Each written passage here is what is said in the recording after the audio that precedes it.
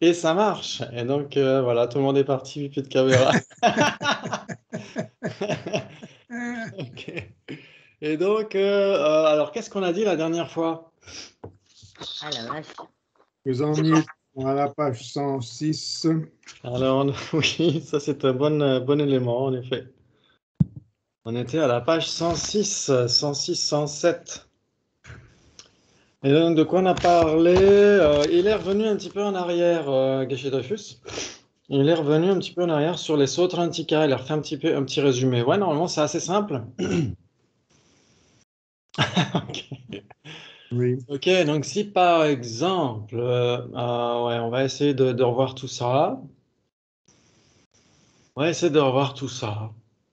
Bon, normalement, on va pas s'étendre beaucoup là-dessus parce qu'il en a beaucoup parlé, mais essayer simplement de revenir sur les deux vérités des Sautrantika. Et donc, les deux vérités des Sautrantika, c'est, comme pour les autres écoles, vérité ultime et vérité conventionnelle, ça c'est facile. Mais une vérité ultime, c'est quoi?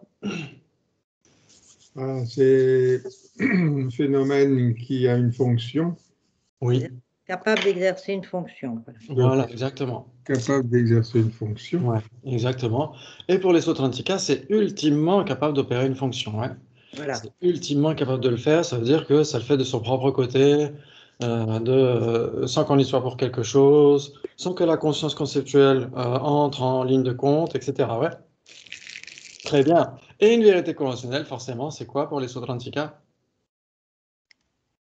C'est les permanents, quoi. C'est les permanents, c'est les Voilà. permanents. Exactement. Qui sont vides de la capacité d'opérer ultimement une fonction. Ouais. C'est ça la définition, ouais. Ok, qui sont des phénomènes qui sont vides ou dénués de la capacité d'opérer ultimement une fonction. Parfait. Et donc, en effet, ils ont besoin d'une conscience conceptuelle pour exister. C'est-à-dire que sans conscience conceptuelle, ils ne sont pas là. Mais on ne peut pas les résumer à des concepts. Ouais. L'espace incomposé n'est pas qu'un concept. Voilà. Ouais. Sinon, dès qu'on cesserait de penser à l'espace qui est dans le temple, on serait figé. Ouais. Très bien. Ok. Et bien c'est parfait, donc on est à la 107 et il va continuer un petit peu là-dessus, justement la stratégie des Sautrantika, voir comment ça fonctionne chez eux d'une manière pratique. Donc il dit, vous voyez aussi la façon dont la vue des deux vérités chez les Sautrantika se relie à la pratique. La pratique pour les Sautrantika est la compréhension des phénomènes, des choses telles qu'on peut l'avoir en méditation, méditation du genre développement de l'attention. Donc les placements de l'attention, par exemple, c'est ce qu'on fait dans le véhicule fondamental et aussi, bien sûr, dans ce qui est partagé par les bodhisattvas. On essaie de placer notre attention sur quoi d'ailleurs? Ah ben, sur le corps, sur l'esprit, sur les sensations et sur les phénomènes. Waouh, on voit qu'il y a de la révision dans l'air. Bravo. Très bien. Donc c'est en effet ça, donc le corps, donc les sensations et l'esprit, donc dans cet ordre-là, et les phénomènes. Voilà, tous les autres phénomènes autres que les premiers, etc. Et ben c'est génial. Et donc c'est ce qu'il va dire là. Ok. Donc, par exemple, lors de l'attention au corps, on essaie de voir le corps tel qu'il est.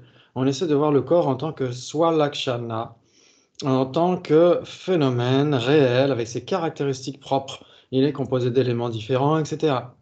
Donc les caractéristiques propres générales et particulières, bien sûr. Ouais. Mm. Donc le corps, par exemple, quand on voit ces placements de l'attention, par exemple dans le chapitre 9 de Shantideva, on voit que, par exemple, on essaie de voir la définition du corps, c'est quoi d'ailleurs? Forme. Un assemblage, c'est une forme assemblée d'éléments grossiers, non? C'est pas ça. Oui, oui, oui, c'est ça, vous êtes très proche. C'est une forme grossière constituée de plusieurs parties. Voilà. Voilà, c'est assez simple, ça ressemble beaucoup à une généralité de collection. Très bien. Ok, sauf que ah oui, oui, si, ça ressemble, ouais. Ok. Très bien. Et puis les caractéristiques générales du corps, ce serait quoi? Ah, c'est les éléments, Oui. Oui. éléments. On pourrait dire aussi les caractéristiques telles que le non-soi, l'impermanence, des choses comme ça, ouais. C'est général parce que c'est pas que le corps qui possède ces caractéristiques, ouais. Ouais. Très bien. Ok. Très bien, donc il continue. Donc il est composé d'éléments différents, etc. Comment sont composés ces différents éléments? Ils sont composés de solidité, fluidité, chaleur et mouvement. Bah, ça c'est facile, c'est les 4 éléments. Ouais. La terre, l'eau, le feu et l'air, solidité, fluidité, chaleur et mouvement. Très bien. Lorsqu'on comprend les caractéristiques propres des phénomènes, petit à petit notre vision s'éclairant, on comprend également les caractéristiques plus générales, plus profondes de ces phénomènes, comme le fait que le corps se transforme, que les éléments sont en constant réarrangement, réorganisation, rééquilibrage, qu'il y a transformation, impermanence. Plus notre vision s'approfondit, plus nous voyons que le corps change de moment en moment, et au lieu que ce soit une forme solide, immuable qui nous apparaisse, le corps devient de moins en moins solide, de plus en plus semblable à un assemblage de bulles de savon qui disparaissent, réapparaissent, viennent, s'en vont, etc. Donc ça, on va vraiment, ça en méditation, si on médite sur l'impermanence subtile en particulier, euh, c'est comme si rien ne pouvait résister à l'instabilité, en fait, hein. Bien sûr qu'il y a des phénomènes qui résistent à ça, comme on dit, l'espace incomposé, la vacuité, etc. Mais tout ce qui est observé par nos sens, beaucoup de choses qu'on appréhende sont totalement instables, totalement précaires. Donc ça, c'est très intéressant de méditer là-dessus. Ok, un bulle de savon, ouais. Par cette méditation, on voit le corps dans sa vraie nature comme Swalakshana. Et on le voit aussi dans son aspect le plus profond, c'est-à-dire impermanent. À ce moment-là, on comprend que le corps soit souffrance. Il change de moment en moment et la direction de ce changement est déterminée par les forces qui nous dirigent, c'est-à-dire principalement les kleshas. Ouais, ça vous parle? Oui. Ok. Donc ça, c'est ce qu'explique le vénérable Geshe Damdul. Il explique que c'est comme si on était, j'en ai certainement déjà parlé de cette image-là, c'est comme si on était kidnappé et mis dans un train qui part à toute vitesse, ouais.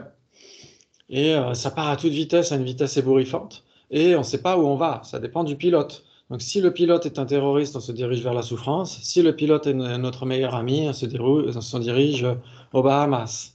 Ouais. Et donc, il faut avoir cette notion-là, en fait, quand on médite sur les 4 aspects de la première et noble vérité, l'impermanence, souffrance, vide et non-soi. L'impermanence et la souffrance, se dire ça, c'est comme si on était vraiment à toute vitesse, mais on ne sait pas où on va se diriger. Ça dépend vraiment de nos graines karmiques et bien sûr de nos afflictions. Ouais, ok. Très bien, donc les kleshas sont les facteurs mentaux perturbateurs tels que les passions. Oui, donc les passions, je pense que c'est un mot suisse pour les afflictions. Ok, l'attachement, l'ignorance, etc. C'est cela qui dirige notre vie, c'est cela qui dirige notre corps. C'est pour cela que le corps a la nature de la souffrance et c'est également pour cela que le corps est non-soi. Lorsqu'on voit le corps comme tel, on voit qu'il est en constante transformation et on voit qu'il n'y a pas de soi qui dirige cette transformation. Exactement. Que le corps n'est pas une entité que l'on pourrait dire soi, qu'il n'est pas non plus l'objet commandé par un soi. On voit donc qu'il n'y a pas de soi, on voit le corps en tant que non-soi. C'est de cette façon que la pratique de la voie comme base des deux vérités prend comme base les deux vérités. Donc ça, c'est passionnant. C'est passionnant. C'est là où on voit en effet la corrélation infaillible qu'il y a entre justement les aspects des 4 nobles vérités, les 2 vérités elles-mêmes par rapport aux 4 vérités. Donc ça, c'est très intéressant. Ok, l'objet de méditation ultime est le Swalakshana, comme on l'a dit, le corps et ses composants. Il faut le comprendre par la méditation, mais également cette méditation doit être aidée par la compréhension intellectuelle, ouais, forcément. Si nous ne faisons que regarder sans essayer de comprendre, notre vision ne s'approfondira pas assez. Il faut aider notre vision en comprenant les choses de manière conceptuelle et ensuite en alliant cette compréhension conceptuelle avec l'attention directe au phénomène tel qu'il se passe. Notre vue s'approfondira jusqu'à ce qu'on voit le corps dans tous ses aspects comme impermanence, souffrance, non-soi, etc. Et lorsqu'on aura la conception, l'expérience directe de ce Swalakshana comme impermanence, souffrance, non-soi, on atteindra la voie de vision. Voilà. Et lorsqu'on aura la perception, pas la conception, lorsqu'on aura la perception directe, ok. On sera donc un Arya. Ensuite, tout en développant cette compréhension, on pourra atteindre le nirvana. C'est de cette façon que les deux vérités servent de base à la voie qui elle, amène des fruits. La base, la voie et le fruit, ouais. Donc ça, c'est très important. Ça existe dans toutes les traditions. C'est ce que dit Sasanté. Il dit quand on fait une introduction au bouddhisme, on peut avoir deux perspectives majeures différentes. Soit on parle des quatre nobles vérités, soit on parle de la base, de la voie et du fruit. Donc c'est assez similaire en fait, hein. C'est deux angles, des perspectives différents pour la même chose. Et donc ça c'est intéressant de voir ça, de voir que en effet, les Sautrantika en particulier, pour eux, ils doivent réaliser le non-soi personnel, ouais, pour réaliser le nirvana. Oui. Ils n'ont pas besoin du non-soi des phénomènes, donc pour eux, même le corps est un non-soi personnel. Il n'y a pas de soi personnel dans le corps, c'est ça qu'ils vont dire. Le corps n'est pas commandé par un soi personnel, c'est ça qu'ils vont dire. Et donc forcément, ça va les aider à réaliser le nirvana. Donc progressivement, vont devenir des aryas, etc. Et puis réaliser les 8 bhumis des Sravaka pour obtenir l'état de nirvana, l'état d'arat. Ok. Et donc ça, c'est leur stratégie. On avait vu que les Vaibhashikas, c'était assez similaire aussi. C'était déconstruire la personne dans ses éléments les plus constitutifs. Donc c'est assez similaire d'une certaine manière. Bon là, c'est juste qu'il faut se rendre compte à quel point le corps change. Et donc, qu'est-ce qui le fait changer? Ses vraies origines, les vraies origines du corps en particulier. Le corps, c'est les agrégats contaminés. Et donc de voir que les vraies origines, c'est le karma et les kleshas. Et donc il faut se débarrasser de ça en réalisant le non-soi. Donc le vide et le non-soi, ouais. Ça va, ça joue? Oui. Ok, bravo, bravo. C'est exactement cette stratégie-là. Ensuite, il y a une question inaudible et la réponse, c'est le corps est souffrance, car il est en constante transformation. Cette transformation est dirigée par des facteurs négatifs. Le plus facile à comprendre, c'est l'esprit. L'esprit change de moment en moment. Mais ce n'est pas cette transformation elle-même qui est souffrance. L'esprit d'un Bouddha aussi se transforme de moment en moment. Néanmoins, l'esprit d'un Bouddha ou l'esprit d'un Arhat, bien qu'il se transforme de moment en moment, ne sécrète pas toutes ces choses qui font souffrir les personnes. Lorsque le Bouddha voit un objet, il n'y a pas d'attachement. Lorsqu'il voit une personne, il n'y a pas d'attachement, il y a compassion. Et donc l'esprit, à ce moment-là, n'est plus souffrance, bien qu'il se transforme de moment en moment, parce que la force dirigeante de cette transformation n'est plus l'attachement et l'ignorance, mais la compréhension, la sagesse et la compassion. Parce qu'en fait, dans le véhicule fondamental, on associe justement l'impermanence à la souffrance. Ouais. Dans le véhicule fondamental, on a tendance à dire, même si c'est pas exactement ce que le Bouddha a dit, on a tendance à dire tout est impermanent. Pourquoi? Parce qu'on dit tout dans le sens tout ce qu'on vit, toute notre existence en tant qu'être ordinaire, tous nos agrégats sont impermanents. Donc dans ce cas-là, ça joue. Et cette impermanence est associée à la souffrance. C'est parce que nous sommes impermanents que nous souffrons. Ouais. Parce que cette impermanence, elle est le résultat d'une production malsaine, une production contaminée. Et donc forcément, nous souffrons. Mais c'est vrai que dans le Mahayana, on va dire, l'impermanence n'applique pas la souffrance. Et donc c'est ce que dit ici Keshe Dreyfus, l'impermanence de l'esprit du Bouddha ne le fait pas souffrir. Son esprit est impermanent, c'est pas pour autant qu'il est souffrance. Ouais. Donc les deux ne sont pas en corrélation directe. Ouais. Mais c'est vrai que dans la stratégie du véhicule fondamental, des écoles du véhicule fondamental, c'est comme ça qu'on l'explique en disant que quand on parle des vraies souffrances, on parle de quoi? On parle des agrégats contaminés d'appropriation. Ouais. C'est de ça qu'il s'agit quand on parle des vraies souffrances. Vraies souffrances qui sont impermanentes, qui sont des vraies souffrances, qui sont vides de soi, etc., etc. C'est les agrégats.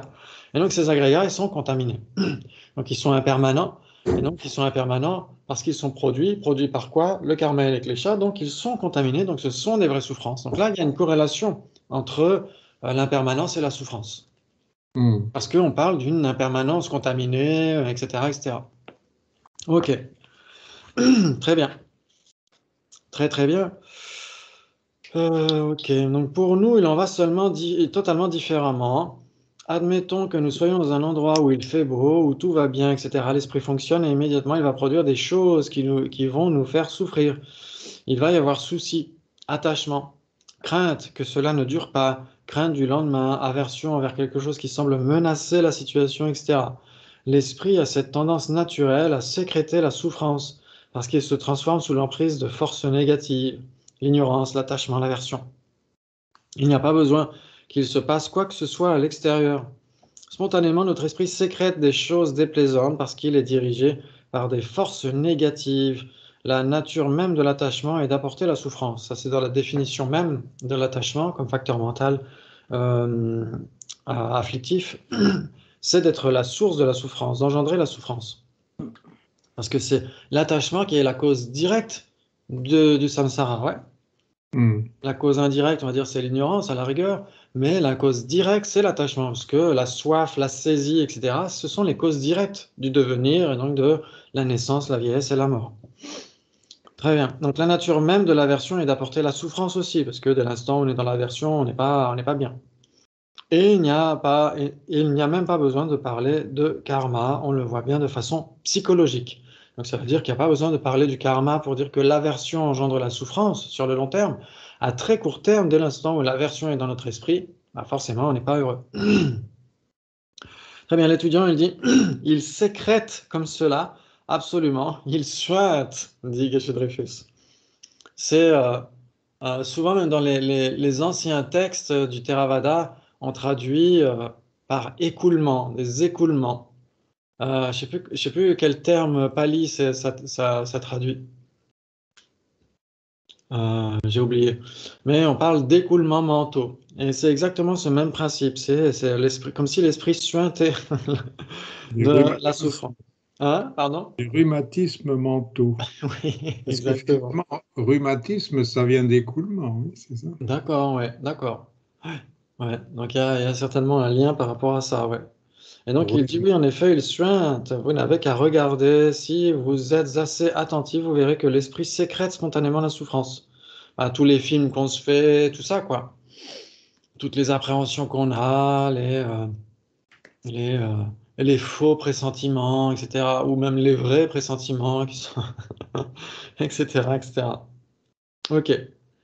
Très bien. L'étudiant dit, est-ce que on dit que le corps est de la nature de la souffrance parce qu'il est le support de l'esprit? Réponse, il est le support de l'esprit, mais il est également produit de l'esprit. Ouais. Vous êtes d'accord? Ouais. L'un va pas sans l'autre. Ouais. Non, parce qu'il n'existe pas en soi. C'est pour ça qu'il Exactement. est l'esprit. Aussi, tout à fait. Et il est produit par l'esprit parce que euh, quand on regarde les vraies origines de la souffrance, c'est quoi? C'est oricose, origine, production, forte production. Ah oui, c'est ça. Exactement. Donc ça, c'est les aspects, en effet, des vraies origines. Mais si on devait, comme on a dit tout à l'heure, les vraies souffrances, c'est quoi? C'est les agrégats, ouais. Ah, Et d'accord. les vraies origines, c'est quoi? C'est l'ignorance. Oui. Karma klesha aussi. Voilà, karma, klesha. Et donc, parmi les kleshas, bien sûr, l'ignorance. Et donc, c'est quoi ça exactement? C'est quoi le karma et les kleshas? C'est de l'esprit. Ah oui, Oui. Parce que karma, c'est quoi? La notion même de karma, c'est le facteur mental intention. attention, oui. Ouais. Et ce facteur mental, c'est de l'esprit. Hmm. Ouais, donc quand on parle du karma, pas des résultats karmiques, pas des fruits karmiques, donc ça c'est autre chose.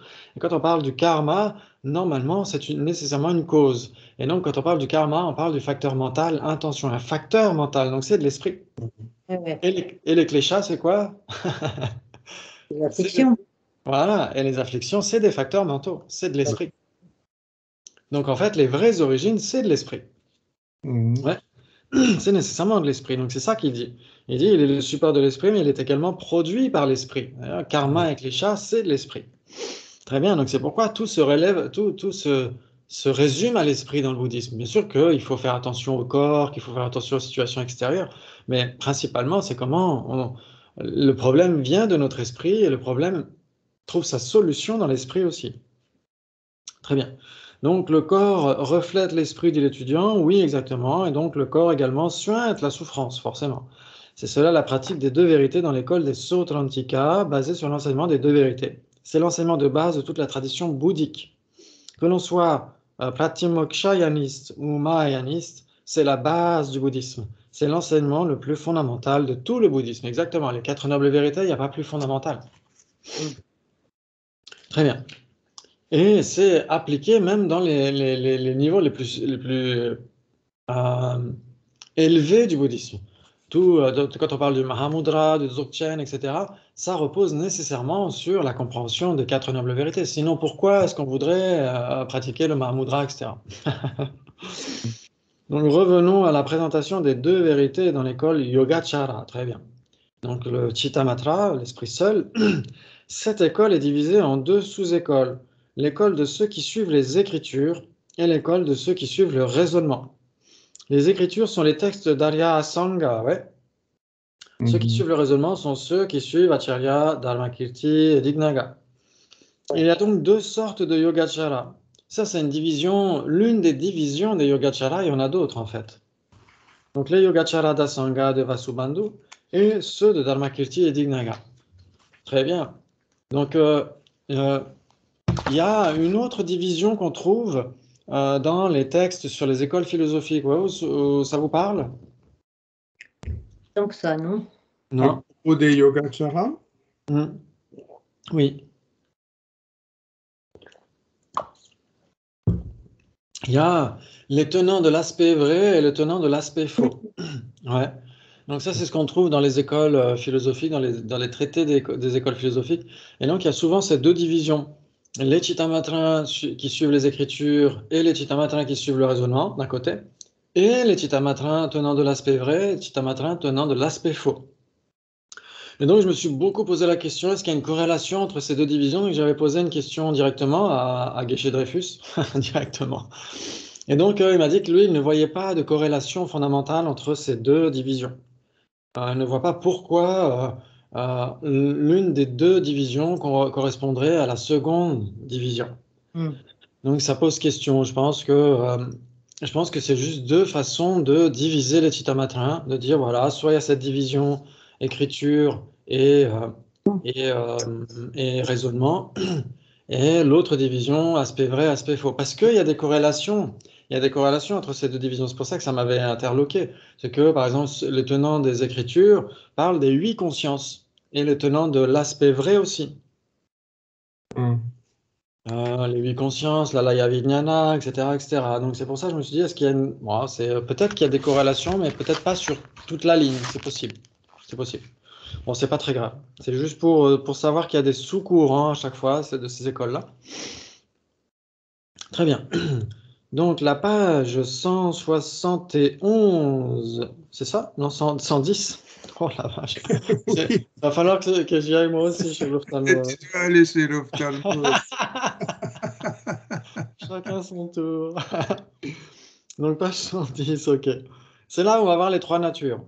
Donc là, il y a le paragraphe d'en haut, le point de vue fondamental du Yogacara est que le non-soi des choses doit être expliqué au niveau le plus profond comme l'absence d'existence extérieure d'objet, l'absence de dualité entre sujet percevant et objet perçu. Donc ça, vous l'avez bien compris.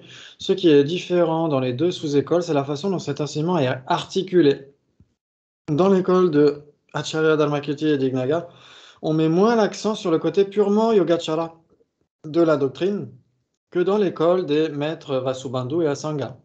En effet, dans cette école, la plupart des enseignements concernent les Sautrantika. Ok. Ok. Très bien. Dans l'école de Dharmakirti et Dignaga. En effet. Pourquoi? Pourquoi? Parce que, en fait, en effet, ces 2 maîtres, Acharya Dignaga et Dharmakirti, comme vous le savez, c'est les pères de la logique bouddhiste, en fait. Bien sûr que le père, le vrai père, c'est le Bouddha. Ça vient du Bouddha lui-même. Mais ils ont ensuite, comment dire, formalisé, en fait, tous ces points sur la logique, etc. Et sur l'épistémologie aussi, bien sûr, donc en réaction aux non-bouddhistes. Au début, c'est comme ça que ça s'est construit. C'est aussi Geshe Dreyfus qui dit ça dans Recognizing Reality. Il parle de plusieurs périodes. Au début, quand le bouddhisme est arrivé en Inde, bien sûr, enfin, s'est institué en Inde grâce au Bouddha, il a fallu bien sûr faire face à des tenants non bouddhistes. Donc, il a fallu faire un petit peu sa place. Et donc, c'est là où il y a eu beaucoup de débats avec les Neyayika, les Mimamsaka, etc. Enfin, beaucoup d'écoles. Et une fois que ça s'est un peu calmé, bien que ça ait toujours existé, ces débats-là, surtout au fil des siècles, c'est au sein même du bouddhisme que les débats ont commencé à se développer. Donc forcément, avec les différentes écoles, etc., etc. Donc c'était extrêmement enrichissant pendant tous ces siècles, tous ces débats, toutes ces argumentations, etc. ont raffiné énormément les différentes écoles. Bien sûr que ça n'a pas été au point de modifier structurellement ces écoles. Hein. Les points les plus fondamentaux, ils y tiennent, ils les défendent, etc. Mais il y a d'autres points subalternes qu'on pourrait bien sûr modifier grâce à des contre-arguments, etc., etc. Donc c'est vraiment, c'était comme les Lumières chez nous en Occident, mais pour eux, ça a duré longtemps.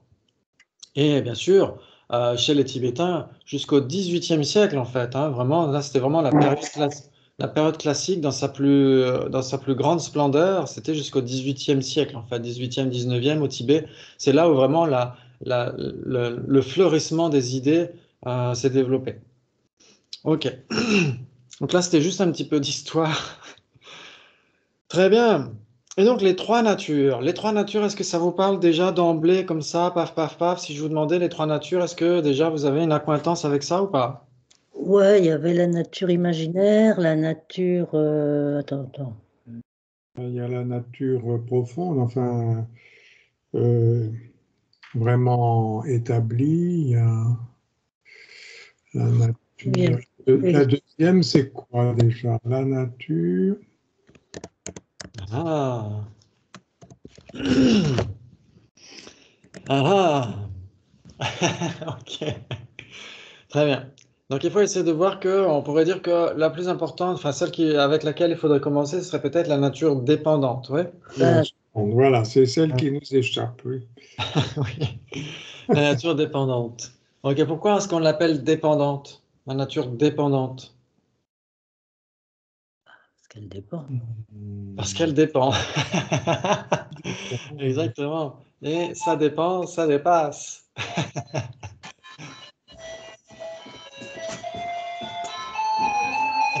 Oui, Bernard, quelque chose. Voilà. Ok. C'est la sonnette. C'est la sonnette. Ok. Très bien. Donc, la nature dépendante, pourquoi on l'appelle dépendante? Parce qu'elle dépend de causes et de conditions. Ouais. Très bien. Ensuite, il y a la nature imaginaire ou la nature imputée. Oui, Euh, on va en parler. Et la nature parfaitement établie. établi. Très bien, exactement. Qui est un synonyme de vacuité chez les Chittamatra. Donc, c'est la non-dualité, la vacuité, etc. Donc, pour prendre un exemple assez simple, on dirait, par exemple, là, je suis dans l'ancien temple de Nalanda, le vieux temple de Nalanda. Et donc ça, c'est une nature dépendante, ouais, parce que c'est impermanent, ça a été produit, ça change d'instant en instant, etc., etc. Très bien, donc ça, c'est la nature dépendante, l'ancien temple. Très bien. Dans cet ancien temple, il n'y a pas d'éléphant rose. Ouais. Donc il n'y a pas d'éléphant rose. Donc on va dire que la présence d'éléphant rose dans le vieux temple serait une nature imaginaire. Ouais. Très bien. Et donc l'absence totale d'éléphant rose dans ce vieux temple, c'est la nature parfaitement établie. C'est la véritable nature de ce temple. Ouais. Oui. Donc c'est comme ça que les Chittamatrins vont formuler les choses. C'est-à-dire que, on va dire que le vieux temple, on va dire, bah, c'est ma conscience, c'est notre conscience à chacun d'entre nous. L'éléphant rose qui serait présent serait les phénomènes à l'extérieur de la conscience, les phénomènes qui existeraient de l'autre côté de la conscience sans... euh, Ah, il y a Rachel, ok, qui nous rejoindra la prochaine fois. D'accord. Ok. Le fait que, en effet, l'éléphant rose n'existe pas dans le temple, donc ça veut dire que l'éléphant rose présent dans le temple serait une nature totalement hallucinatoire, une nature parfaitement imaginaire, totalement imaginaire, ouais. Ok, très bien. Et donc l'absence pure et simple de cet éléphant rose dans le temple, c'est sa nature parfaitement établie au temple. Ouais. Exactement. Et donc, par exemple, si on prend notre conscience et une table, notre conscience serait le temple, la table qui serait à l'extérieur de notre conscience, c'est l'éléphant rose qui serait présent.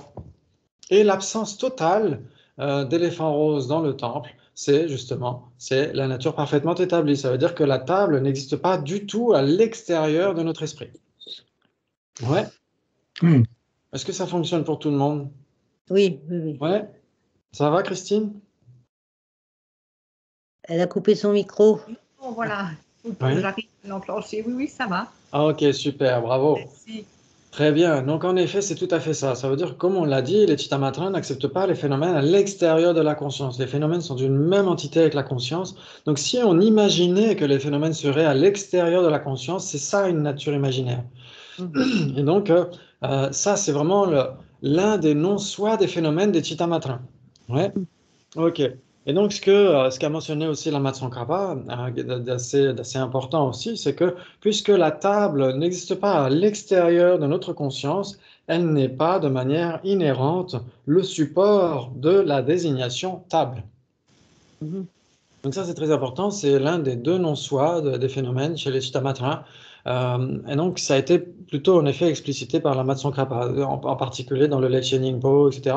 Et donc, il dit en effet que la table et aucun phénomène, aucune forme, quelle qu'elle soit, on pourrait dire aucun phénomène d'une certaine manière, oui, n'est de manière inhérente, de manière intrinsèque, la base de désignation d'une désignation. Ouais. C'est-à-dire que comme la table n'existe pas à l'extérieur de la conscience, elle est d'une même entité substantielle avec la conscience, elle n'est pas en soi le support de la désignation table. C'est ça que vont dire les Chittamatrins. Ok, et donc pour les Chittamatrins, il faut réaliser ce non-soi pour obtenir l'éveil. Ouais. Pour les Chittamatrins, pour obtenir le nirvana, il faut réaliser simplement le non-soi de la personne, le non-soi en tant qu'absence de personne autosuffisante et substantielle. Dans ce cas-là, ça suffit pour obtenir le nirvana. Mais pour obtenir l'éveil d'un Bouddha pleinement omniscient, il faut réaliser en plus le non-soi des phénomènes. Ouais, la non-dualité, l'absence de dualité des phénomènes, la nature parfaitement établie. La troisième nature, ouais. Ok, eh ben, c'était exactement ça. Très bien, on a encore du temps, c'est génial. Donc là, il va en parler.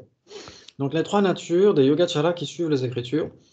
Je vais vous parler de l'école d'Asanga de Vasubandhu. Dans cette école, la vue Yogacara est présentée par les deux nobles vérités, mais surtout par les trois natures. Je vais donc commencer à parler des trois natures. Nature imputée, nature dépendante et nature ultime ou complètement établie, parfaitement établie. Ouais, parinishpana en sanskrit. Très bien. Donc, qu'est-ce que cela veut dire? Reprenons notre idée des objets réels, le Svalakshana. Donc, on avait dit c'est les objets réels chez les Sautrantika. Oui. Très bien. Donc, ces mêmes objets qui ne sont plus des objets extérieurs, mais des objets qui sont le reflet de la conscience et surtout le reflet de la conscience et surtout la conscience. Ok. Et la conscience elle-même, c'est une nature dépendante. Ok. Puisqu'ils dépendent de causes et de conditions. En sanskrit, paratantra, et en tibétain, c'est Shen Wang. Ok, c'est pas J Wang, c'est Shen Wang en tibétain. C'est H-E, accent grave, N, et après Wang, ouais, comme c'est marqué là. Shen Wang, ça veut dire sous le pouvoir d'autres. Shen, c'est autre, Wang, c'est sous le pouvoir. C'est une traduction littérale de paratantra. Para, ça veut dire autre, tantra, ça veut dire sous le pouvoir, dépendant, etc., etc. Ouais. Ok, plutôt dépendant. Donc, ce sont les phénomènes produits en dépendance de causes et de conditions qui sont dits être sous le pouvoir d'autres phénomènes parce que leur existence dépend de ces phénomènes. Ça veut dire pas de bras, pas de chocolat, pas de graines, pas de plante. Et donc cette plante dépend entièrement de la graine. Très bien. De ces causes et conditions pour exister, ou qu'il est sous le pouvoir d'autres parce qu'il il n'est pas sous son propre pouvoir. Ça veut dire qu'il y a ces deux notions, dépendance et autre. Ouais. Donc, sous le pouvoir d'autres, en fait, c'est exactement ça. Donc, quand on dit nature dépendante, c'est peut-être moins marqué quand on dit en français nature dépendante, parce qu'il n'y a pas cette notion de autre, chaîne en tibétain. Ok, bon, c'est pas très grave, il faut essayer de le garder à l'esprit. C'est-à-dire que c'est pas sous son propre pouvoir, c'est totalement dépendant d'autres phénomènes. Donc, aucun phénomène n'a le pouvoir de s'établir lui-même. Tout phénomène impermanent dépend pour son établissement, pour son existence, de causes et de conditions. Ok, donc tous les impermanents, ça, on l'a bien compris. Donc nous avons bien entendu l'illusion que nous avons le pouvoir de nous établir nous-mêmes, de subsister par nous-mêmes, mais ce n'est qu'une illusion. Donc, surtout pour les yogacaras. Ça veut dire que, par exemple, on entend souvent cette notion en Amérique du self-made man, du bonhomme qui s'est fait tout seul, etc. Mais c'est totalement hallucinatoire. Comment est-ce qu'il pourrait se faire tout seul? Quelqu'un qui devient millionnaire, il faut qu'il y ait un système économique, il faut qu'il ait vendu des trucs à des gens, donc il faut qu'il y ait nécessairement différentes causes et conditions. Il ne peut pas se faire tout seul, c'est pas possible. Tout seul sur une île déserte, il n'y aurait pas de système économique, il n'y aurait pas de trucs à vendre, et il n'y aurait pas d'autres personnes à quoi vendre, à part peut-être des crabes. Vendre des coquillages à des crabes. Mais à part ça, c'est tout. Il n'y a pas de possibilité de devenir millionnaire sur une île déserte, c'est pas possible. Donc ça dépend toujours de d'autres causes, d'autres conditions, d'autres facteurs. Très bien. Donc, notre corps dépend uniquement de causes et conditions. Je ne veux pas que mon corps vieillisse, mais mon corps, parce qu'il est sous le pouvoir de causes et de conditions, vieillit sans me demander mon avis. Il est complètement sous le pouvoir d'autres phénomènes qui sont ces causes et conditions. De même, mon esprit, je ne voudrais pas que mon esprit se mette en colère, mais mon esprit ne me demande pas mon avis et se met en colère parce qu'il est sous le pouvoir de causes et conditions, principalement l'ignorance, l'attachement et l'aversion. Très bien. Donc ça, c'est assez simple. Le yoga est un phénomène qui dépend d'autres choses, mais puisqu'il ne dépend que de choses positives, son sort ne peut qu'être positif. C'est ça qui est génial. Nous, c'est plutôt le contraire. Il y a un mélange entre le positif et le négatif. Mais pour le Bouddha, tout est purifié, tout est non contaminé. Nous dépendons de choses négatives. On parle dans les Écritures de deux sortes de phénomènes de nature dépendante. Les phénomènes de nature dépendante impure et les phénomènes de nature dépendante pure. Ouais, exactement. Très bien. Donc, par exemple, nature dépendante impure, bah, c'est assez simple, hein, un esprit halluciné, des agrégats contaminés, etc. Et pur, bah, les vraies voix, etc. Ouais. Ouais. Est-ce qu'une vraie cessation serait une nature dépendante pure? Normalement, c'est Conscience, plus. c'est pas Oui. une nature dépendante. Elle ne doit Ah, pas prendre Ah, normalement. c'est pas dépendant. C'est pas une nature dépendante. ah, Ah oui, pourquoi? c'est un permanent. C'est un permanent. C'est permanent, la vraie C'est cessation. permanent, la C'est une cessation. absence, c'est permanent. Ok, c'est permanent. Les vraies cessations sont permanentes, très bien. Ok. Et donc, on les mettrait dans quoi alors? Dans les natures imputées ou les natures parfaitement établies? Ah, l'autre chose. Alors, S'il n'y a que trois natures, c'est le c'est Chitamata. l'absence de. Est-ce qu'on les mettrait pas dans les. Normalement, c'est complètement établi, non? C'est une absence, hein, Oui. la cessation. Donc, est-ce que c'est imputé est-ce que c'est un truc implicite qui serait imputé sur l'absence de? Je ne sais pas. I don't know.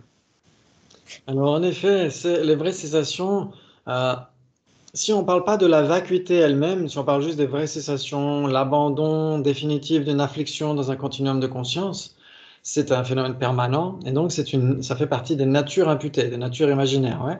Parce que tout à l'heure, on a parlé d'une nature imaginaire totalement inexistante. Le fait qu'une table serait à l'extérieur, ou le fait qu'un éléphant rose serait dans le temple, etc., c'est totalement inexistant. Et donc, ça fait partie des natures imputées, parce que forcément, c'est simplement imputé.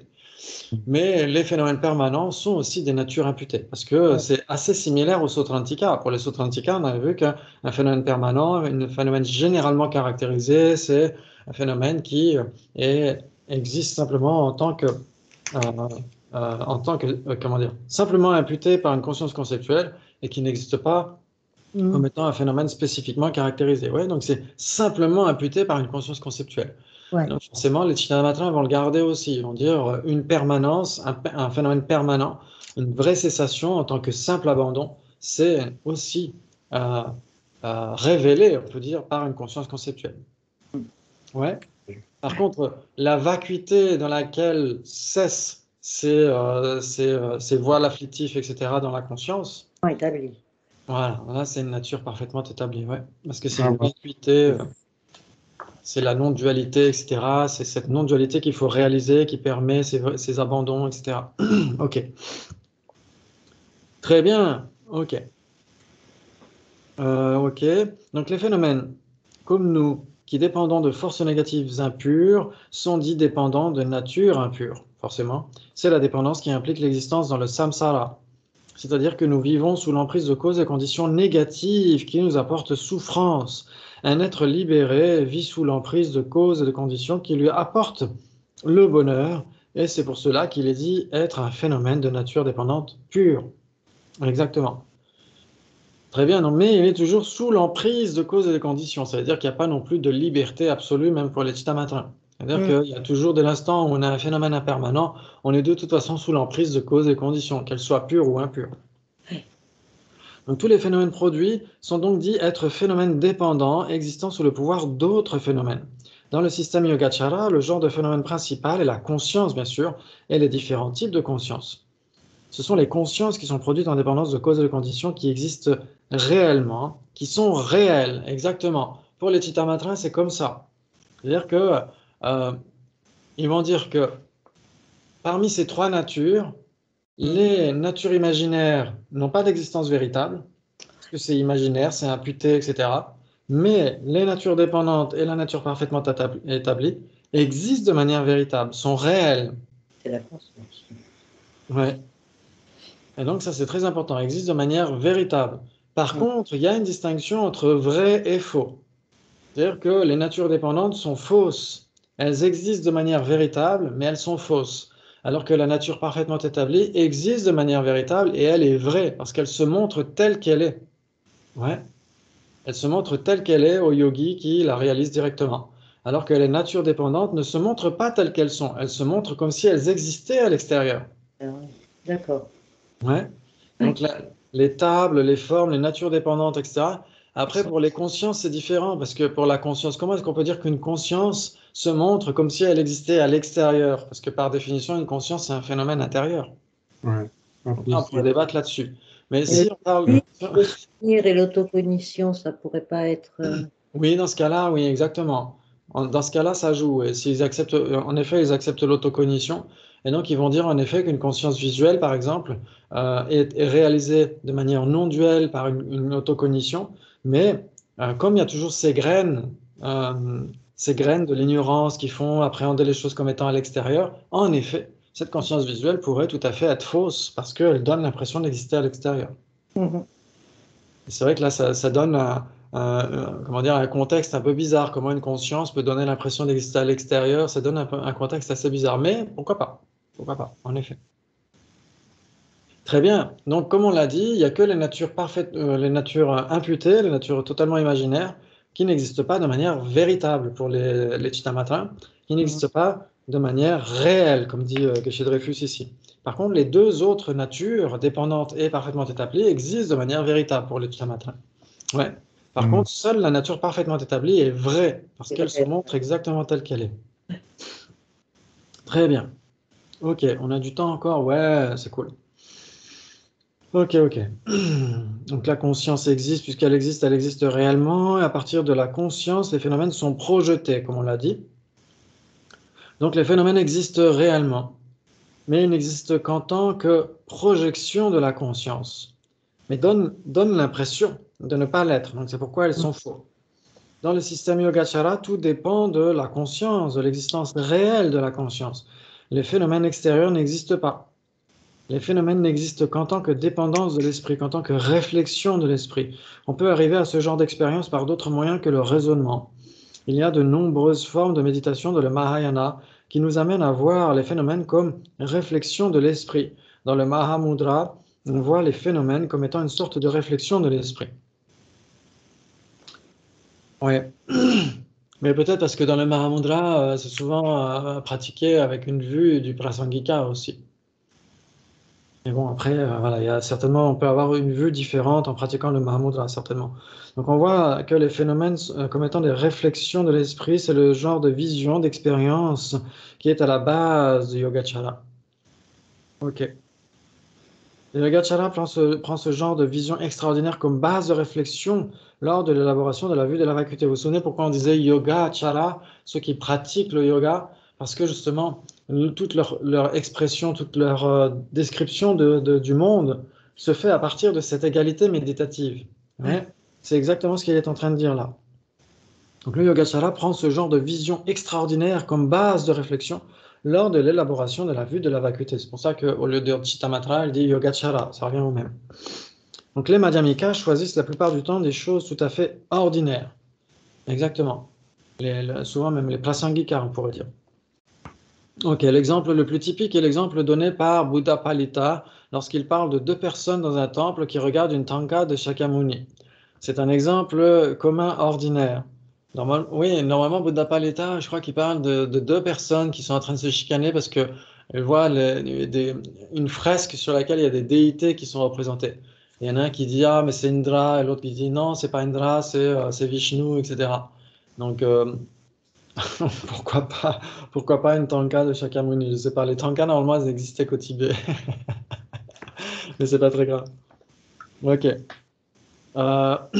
Donc en effet Buddha Palita qui était Prasangika Madhyamika, en effet il prend un exemple assez basique pour essayer de voir comment est-ce que les vérités conventionnelles sont simplement de l'ordre conventionnel et que la vérité ultime ne doit pas entrer en ligne de compte. C'est-à-dire que c'est deux types d'analyse, tout simplement. Il ne faut pas mêler l'une à l'autre. Ok. Les exemples que les Yogacaras adoptent dans leurs réflexions sont des exemples extraordinaires, comme l'expérience méditative telle qu'on peut l'avoir dans le Mahamudra le plus commun, celui qui est relié au sutra, la méditation sur l'esprit. Exactement. Donc là, il y a des super enseignements que sa sainteté donne en commentant, par exemple, le Mahamudra du premier Pancharipoche. Il y avait une version française qui est bourrée de fautes d'orthographe quand on parle du tibétain ou du sanskrit, mais qui est vraiment très très bien, qui s'appelle Méditation sur l'esprit. Je ne sais pas si c'est toujours publié, mais c'est un petit livre qui est vraiment très très résumé, parce qu'en fait, sa sainteté avait donné un commentaire assez extensif de ce texte-là. Et le texte plus extensif, on le retrouve en anglais, The Gelug Kagut Tradition of Mahamudra. Et donc ça c'est vraiment exceptionnel, parce que sa sainteté fait des comparatifs entre le Mahamudra des Sutras, le Mahamudra des Tantras, et entre le Mahamudra des Tantras et le Dzogchen, etc. C'est passionnant. Ok. Et donc, dans le Mahamudra des Sutras, ça veut dire que ce n'est pas le Mahamudra tantrique. On ne réalise pas la nature la plus subtile de l'esprit. On essaie de simplement réaliser l'esprit, la conscience mentale ordinaire. On essaie de se plonger dans cette conscience mentale ordinaire, d'observer de quoi elle est faite, etc. Donc, bien sûr, c'est moins difficile, normalement, que le Dzogchen ou le Mahamudra, parce que là, ou le Mahamudra tantrique, parce que dans ce cas-là, il faut vraiment regarder la nature de l'esprit la plus subtile. Mais malgré tout, dans le Mahamudra des Sutras, le Panchen Rinpoche dit qu'il y a une nature grossière et une nature subtile de l'esprit. Dans ce cas-là, il parle de quoi?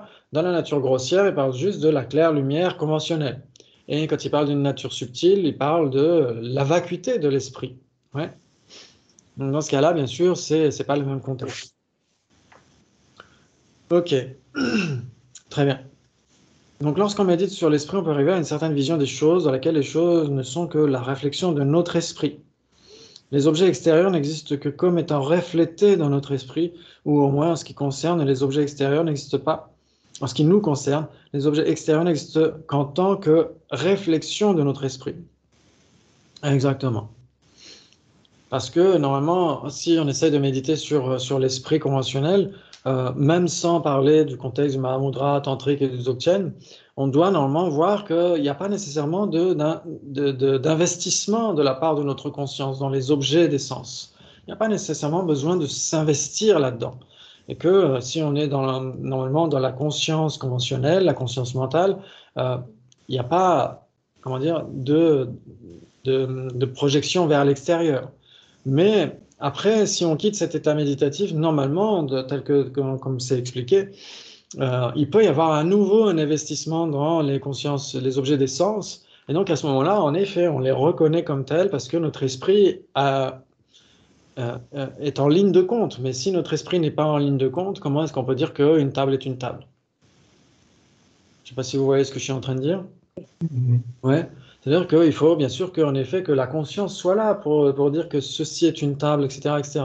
Si notre conscience n'est pas investie dans cet objet-là, Il y a juste une apparence qui se manifeste aux consciences visuelles, mais notre conscience mentale n'a pas besoin de s'y appesantir. C'est comme voir et regarder. Oui, tout à fait. C'est cette même distinction, exactement. C'est-à-dire qu'en effet, on voit une table, on entend des sons, etc., mais on ne regarde ni on écoute d'un certain point de vue. Et après, bien sûr, parce que les sens ne sont pas bloqués normalement dans ce type de méditation. Il n'y a pas besoin de bloquer les sens, de fermer les yeux, de se boucher les oreilles, etc. Surtout pas. Les sens sont laissés tels qu'ils sont. C'est des consciences inattentives, en fait. Exactement, d'un certain point de vue, oui. D'un certain point de vue, oui.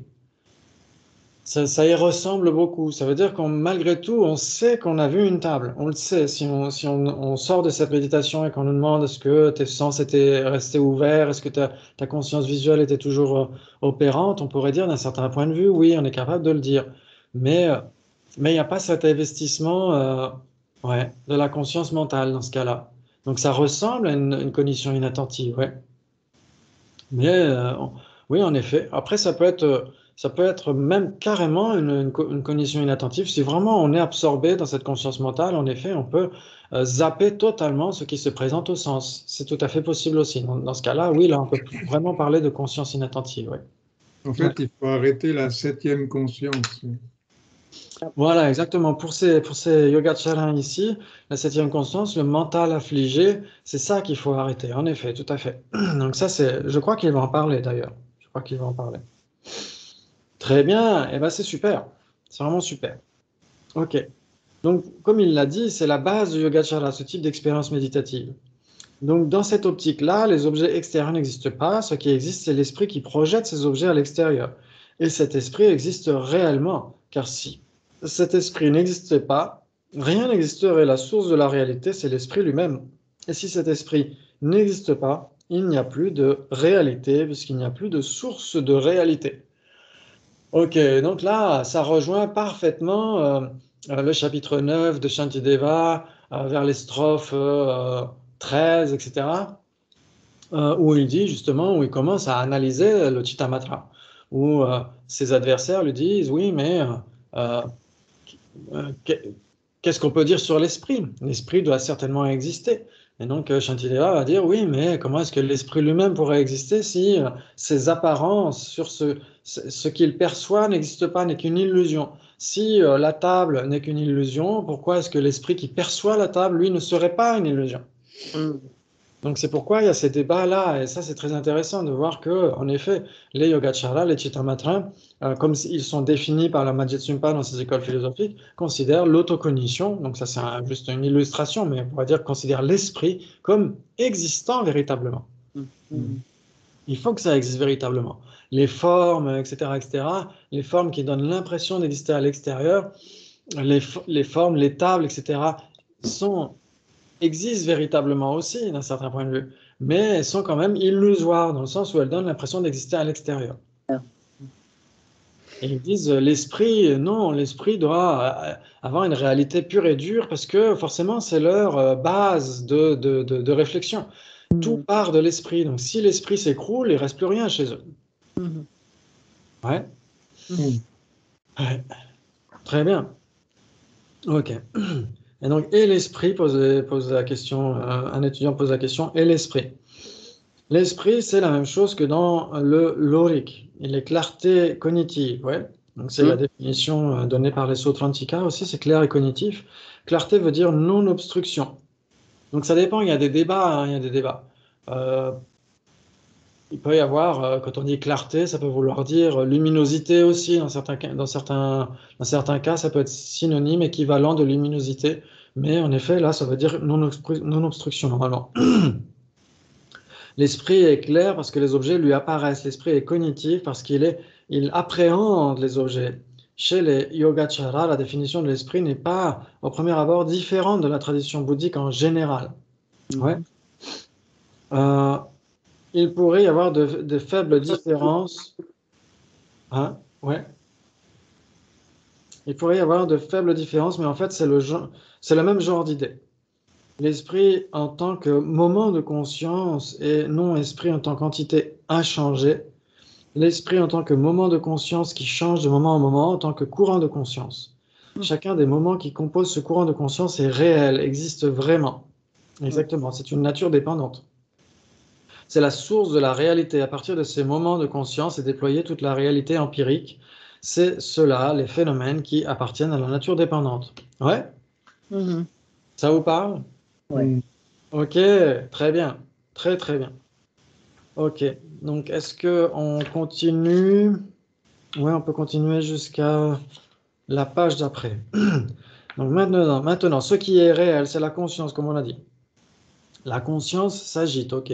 L'exemple donné dans le Lankavatara Sutra, c'est l'océan qui est calme et ensuite agité par le vent. Dans sa nature profonde, la conscience est calme, mais elle est agitée par le vent des afflictions et du karma. Lorsqu'elle est agitée, les différentes tendances, les graines qui sont dans l'esprit s'éveillent et les objets apparaissent à l'esprit.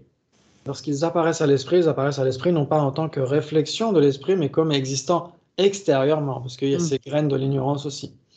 Ils apparaissent comme étant séparés de la conscience. Lorsque je vois ce micro, je le vois comme étant séparé de ma conscience, de ma vision. Il y a ma vision ici et le micro là. Les deux se regardent l'un l'autre, ils sont séparés. C'est ainsi que j'ai l'impression de rencontrer quelque chose là qui existe séparément de moi. C'est cela la dualité entre le sujet percevant et l'objet perçu. C'est cette dualité. Mais cette dualité n'existe pas chez le Yogacara. Elle est imaginée par l'esprit sous l'influence des afflictions, sous l'influence de l'ignorance et les tendances que l'ignorance laisse dans notre esprit. Comme on l'a dit, il y a les graines de l'ignorance qui projettent ce filtre d'apparence d'existence extérieure. Ok, ok. Et de ces tendances, elle se met donc à voir les phénomènes non pas comme réflexion de l'esprit tels qu'ils existent, mais comme existant séparément, comme ayant une entité séparée de l'esprit, comme existant en dualité avec l'esprit. Cette dualité est imaginaire, elle n'existe pas. Ouais, ça c'est un phénomène imputé, un phénomène imaginaire. Il n'y a jamais eu de dualité pour les Yogacara. Ok, donc voilà un exemple d'imaginaire. Ici, il s'agit du complètement imaginaire. La dualité entre le sujet et l'objet, ça veut dire complètement imaginaire, ça veut dire une nature imputée qui n'existe pas, qui est un non-existant. Ouais, ce n'est pas une nature imputée qui sera un phénomène permanent. Très bien. Donc la dualité n'existe pas en tant que fiction, elle n'existe pas du tout. Il n'y a pas de dualité, simplement nous imaginons la dualité sous l'emprise de l'ignorance. Donc au lieu de voir les objets comme étant les reflets de notre conscience, comme peut-être nous y arrivons de temps en temps si nous méditons, nous n'y arrivons pas réellement, mais nous avons un petit aperçu de ce que ça pourrait être. Au lieu donc de cela, les objets nous apparaissent comme étant complètement séparés de nous. Cette séparation est la dualité qui, elle, n'existe pas. Cette dualité n'a jamais existé. Il y a juste une apparence de dualité. L'apparence existe, bien sûr, parce qu'elle est engendrée par des graines. L'apparence d'existence extérieure existe, mais l'existence extérieure elle-même n'a jamais existé. Ouais. Très bien, bravo, bravo, c'est magnifique. On a été un petit peu vite aujourd'hui parce qu'il y a des choses qu'il a déjà exprimées par le passé. Et donc, les trois natures sont très importantes pour les yogacaras. Et puis, on verra pour la suite, il y aura des débats assez croustillants. C'est assez intéressant. Et sinon, cet après-midi à 19 h, on continue avec les débats, justement, pour aiguiser notre faculté d'analyse, tout ça. Il y a cette... Ah oui, c'est ça. Mais là, c'est sur le site de... Voilà, exactement. C'est avec le même lien que la dernière fois, le lien Zoom. Oui. Ouais, ok. Et là, nous, on a... C'est dans une demi-heure pour nous, oui, pour les révisions. Ok, merci beaucoup. Merci beaucoup. Ciao, ciao, gros bisous. Salut Christine, salut tout le Salut monde. Christine, à bientôt, merci. À bientôt, ciao.